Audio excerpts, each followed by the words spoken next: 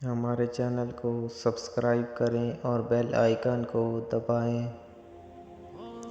امیر ترین صحابی رسول صلی اللہ علیہ وآلہ وسلم مدینہ منورہ اس روز گہری اور پرسکون خاموشی میں ڈوبا ہوا تھا کہ اچانک لوگوں کو شور سنائی دیا۔ یہ ایک لمبے چوڑے قافلے کی خبر تھی۔ لوگوں نے پوچھا، آج مدینہ میں کیا ہو گیا؟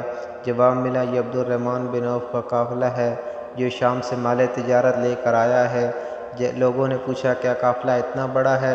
جواب ملا، ہاں، یہ قافلہ 700 اونٹوں پر مشتمل ہے اور یہ سارا سامان مدینہ کے غرباء میں تقسیم ہوگا۔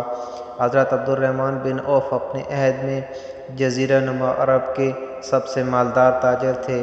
آپ کہا کرتے تھے کہ میں اگر پتھر اٹھاتا ہوں تو اس کے نیچے سونا اور چاندی پاتا ہوں۔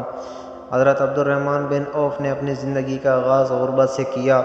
جب مسلمان مکہ سے ہجرت کر کے مدینہ آئے اور مہاجرین و انصار کے درمیان بھائی چارہ قائم ہوا تو رسول اللہ صلی اللہ علیہ وآلہ وسلم نے جناب عبد الرحمن بن عوف کو حضرت سعد بن ربیع رضی اللہ تعالیٰ عنہ کا بھائی بنایا۔ تو سعد نے عبد الرحمن سے کہا، بھائی، میں مدینہ میں سب سے زیادہ مالدار ہوں اور میرا آدھا مال لے لو، اور میری 2 بیویاں ہیں جو تمہیں پسند آئے میں اسے طلاق دے دیتا ہوں، تم اس سے شادی کر لو۔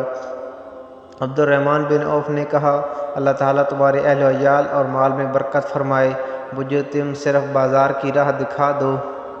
پھر آپ رضی اللہ تعالیٰ عنہ بازار گئے اور کچھ مال خرید کر فروخت کیا اور نفع کما لیا۔ آپ رضی اللہ تعالیٰ عنہ نے ایک روز اپنے بارے میں رسول اللہ صلی اللہ علیہ وسلم کو فرماتے سنا کہ اے ابن عوف، تم دولت مند ہو، تم اس سست روی سے جنت میں داخل ہو جاؤ گے، لہٰذا اللہ کو قرض دو، تمہارے قدم کھول دیے جائیں گے۔ اس روز سے آپ رضی اللہ تعالیٰ عنہ رسول اللہ صلی اللہ علیہ وسلم کی زبان مبارک سے یہ نصیحت بھرے کلمات سنے۔ آپ اپنے رب کو قرض حسنہ دینے لگے اور اللہ بھی اس کو کئی گنا بڑھاتا رہا۔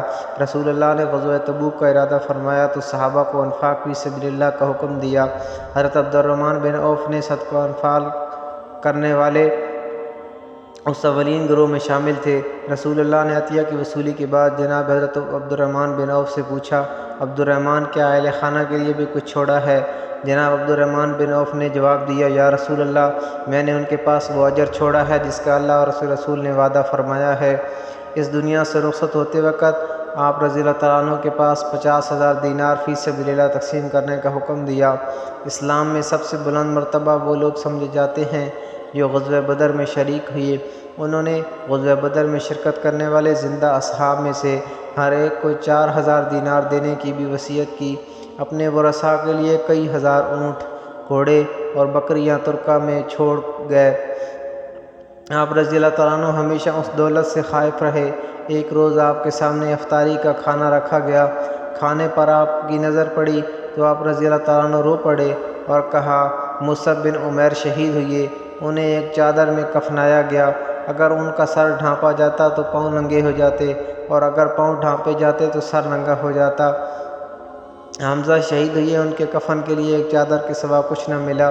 پھر دنیا ہمارے سامنے خوب پھیلا دی گئی اور ہمیں اس سے بہت کچھ عطا ہوا۔ مجھے خدشہ ہے کہ کہیں ہماری نیکی کا بدلہ ہمیں یہاں ہی نہ دیا جائے۔ جناب حضرت عمر فاروق رضی اللہ تعالیٰ عنہ کے بعد نئے خلیفہ کا انتخاب ہونے لگا تو کچھ جید صحابہ کرام رضی اللہ تعالیٰ عنہ جناب ابن عوف رضی اللہ تعالیٰ عنہ کی طرف اشارہ کرنے لگے۔